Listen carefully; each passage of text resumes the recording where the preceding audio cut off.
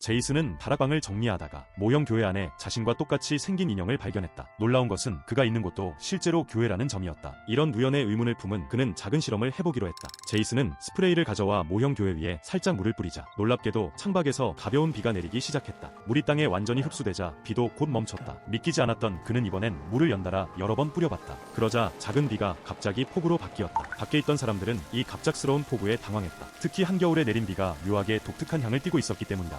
제이슨은 역시 이 상황이 믿기지 않았다. 그는 직접 손으로 물을 받아 냄새를 맡아본 후에야 이 모든 것이 현실이라는 사실을 받아들일 수 있었다. 모형을 자세히 살펴보던 그는 또 다른 사실에 경악했다. 모형은 자신이 살고 있는 마을과 구조가 완전히 똑같았다. 길거리의 차량과 행인까지 그대로 재현되어 있었던 것이다. 게다가 이 모형은 마을의 전기 시스템까지 조종할 수 있었다. 그야말로 현실판 신의 모래상자였던 것이다. 이제 제이슨은 이 모형을 어떻게 활용할지 고민하기 시작했다. 그러다 카페에서 마을 사람들이 방금 내린 이상한 비에 대해 이야기하는 것을 들었고 마침 친구 안나가 가게 벽을 페인트 칠하려고 한다는 말을 엿듣게 되었다. 이 아이디어를 떠올린 제이슨은 서둘러 집으로 돌아가 손톱 매니큐어를 찾아냈다. 다음날 아침 안나의 가게는 새롭게 단장되어 있었다. 안나는 이것이 아들이 밤에 몰래 한 일이라 생각했지만 아들은 이를 부인했다. 안나는 더욱 혼란스러워졌고 제이슨은 자신의 작업 결과를 확인하려고 가게를 방문했다. 그는 안나를 위로하려고 했지만 이 작은 호의가 오히려 더 큰 문제를 불러일으킬지 전혀 알지 못했다. 그날 집으로 돌아가는 길에 제이슨은 도로의 구멍에 걸려 넘어진 한 할머니를 보게 되었다. 할머니는 주민들이 마을 대표에게 여러 제안을 보냈지만 단 한 번도 답변을 받은 적이 없다고 말했다.